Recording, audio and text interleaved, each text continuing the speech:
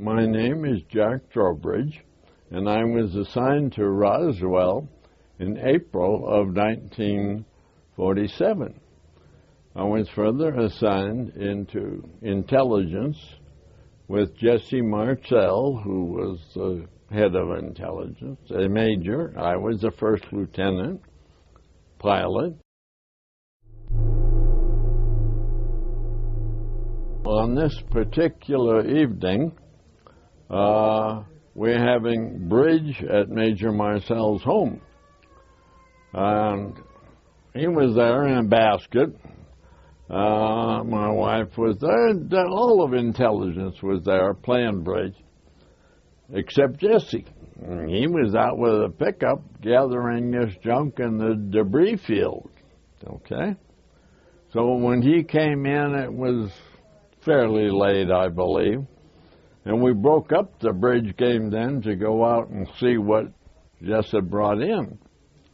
And it was a great interest.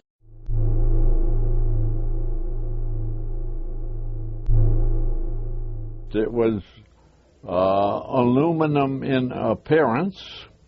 There were fragments of aircraft skin or whatever the thing was, and also some girders with pictures of hieroglyphic-like things on it.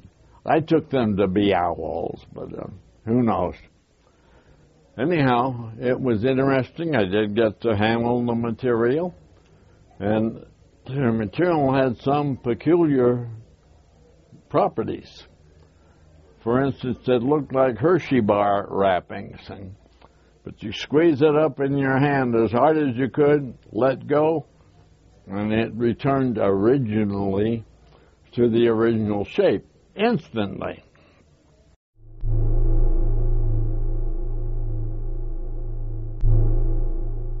Then the next day, Jesse brought some of the stuff into the intelligence office.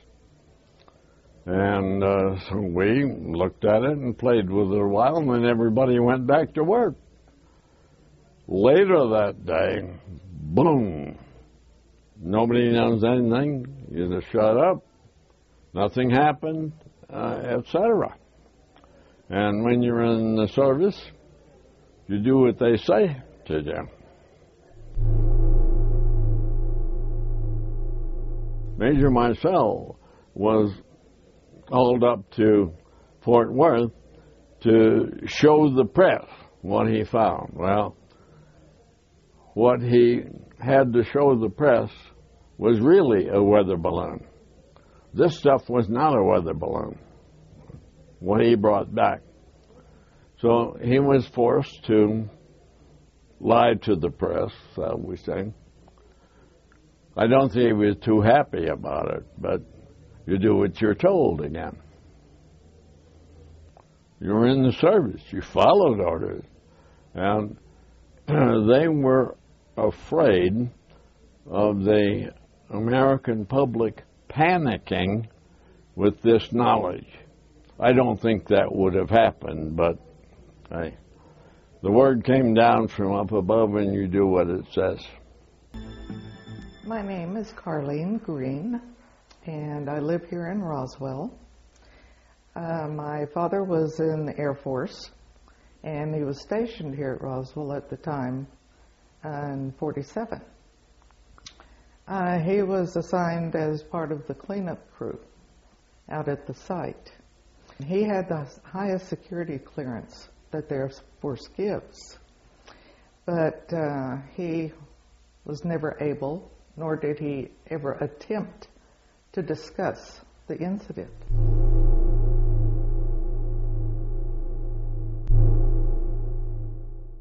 He passed away in 1988.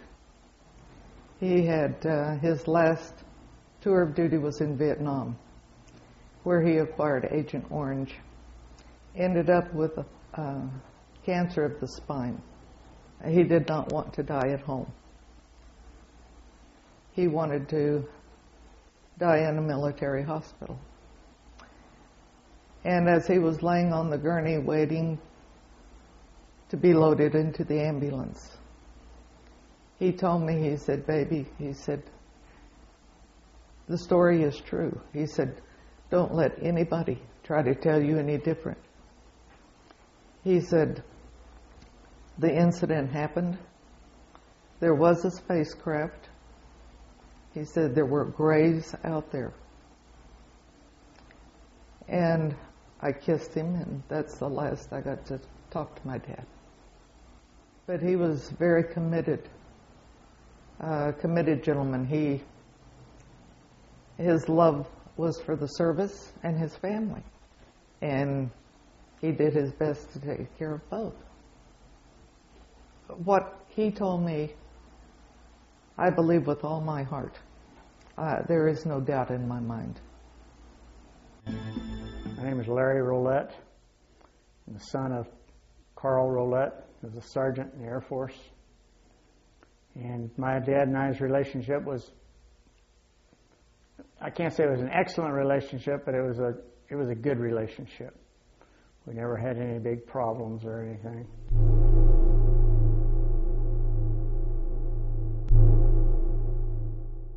I was in the late 80s, and I was talking to my dad. We were out in his shop, and we kind of got into a conversation about it then. And that's when he let me know that he had been on the cleanup crew that went out to pick up the crash site in 1947. So we kind of got into it. You know, he didn't want to really, you had to pry things out of him, and it was hard to do, but he was sick back then too, I believe. So I don't know. But he told me about the grays. Said he got out there and then turned around, and all of a sudden there was 3 of them laying there. You know. So they bundled them up and took them back to the dispensary on the base. After they got out here and they found out they were in over their heads out here, they flew them to Dallas-Fort Worth. And then from there, they went to the Little Pentagon, which is Wright-Patterson Air Force Base in Ohio. He told me it would be best if I didn't tell anybody. And then he said, you know, that the government had told them when this incident happened that the government had come to them or gathered them all up, the ones that was out there, and told them that they were not to say anything about this. And they threatened them with their pensions, threatened them with their lives, threatened them with their families' lives. Word came out that they told them that it was a big desert out there and you could be put in places you'd never be found if you talked about it.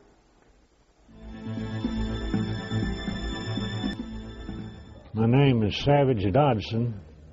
I was a young GI, 22 years old, at Roswell Army Airfield in 1947.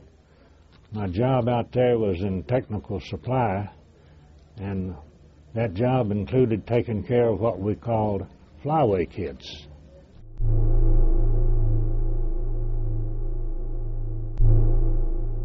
One day, the base supply called me and said, we have some fuel injection pumps for your flyaway kits. And I said, okay, I'll come up and pick them up. So I went to base supply in a weapons carrier and picked up 4 fuel injection pumps. When I came back by the supply unit, I told my friend and buddy there that we worked together, I said, I'm going up to the hangar where the flyaway kits are to put these injection pumps in there. I drove up to this hangar and backed the weapons carrier up to the personnel door and got out, and with my key I was about to open the door. I noticed there was an individual over here, but I had not paid any attention to who he was or what he was doing. And the guy says, hey, Sarge, where are you going? I said, I'm going in the building here to put some fuel injection pumps in our flyaway kits. He says, you can't go in there. Well, I didn't pay a great bit of attention to him. I just kept walking with my key, and I got almost to the door to insert the key, and he says, I says, you can't go in there. Then I looked at him to see who he was. I noticed he had on an MP armband, and he had a .45 on his hip. I said, you and who else says I can't go in there before I saw this?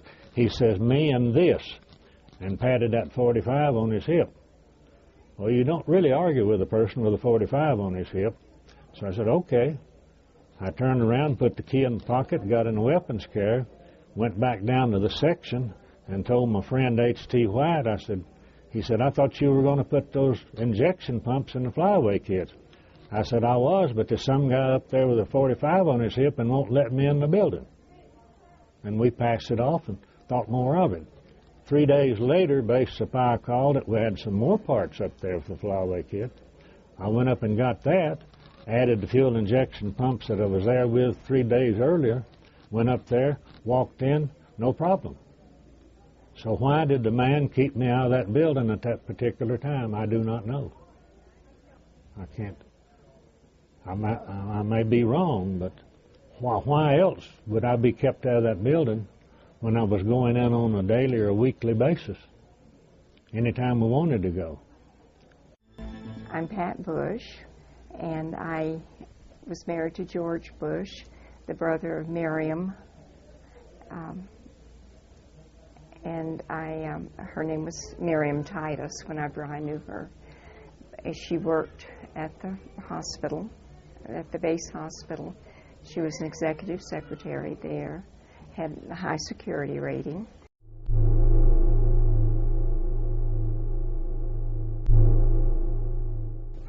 The head of the hospital there came to her one evening or one afternoon and said, I think there's something you would like to see.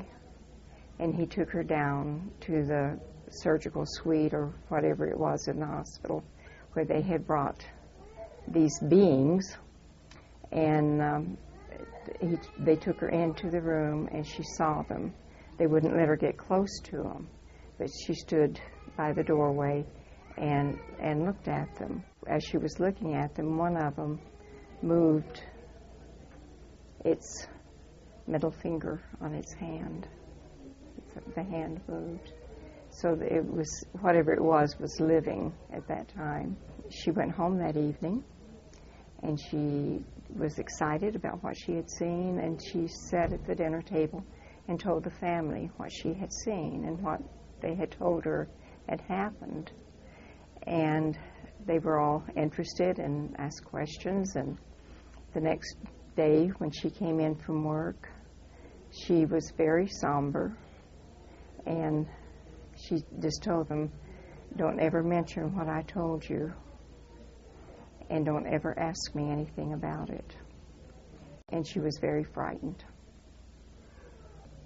I felt very sorry for her because she lived a very frightened life, because they had told her not to ever speak of it again and what the consequences would be. And she was frightened her whole life long about it.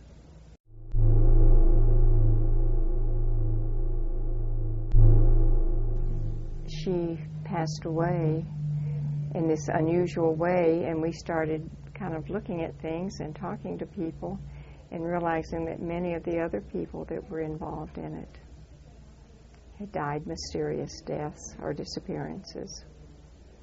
She was in a motel, and she was not registered at the motel under her name. It was registered under her sister's name,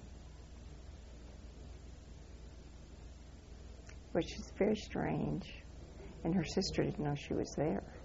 The authorities came in because it was the sister's name and address on the registration. They called her home, and then she knew that her sister had passed away. When the police came and everything, they said that it had to be a suicide, that the door was locked from inside, like nobody could lock the door from the inside. And, you know, it was all kind of, it just skimmed over the top of it. You know, they didn't go into any research, try to find out anything about her. It just,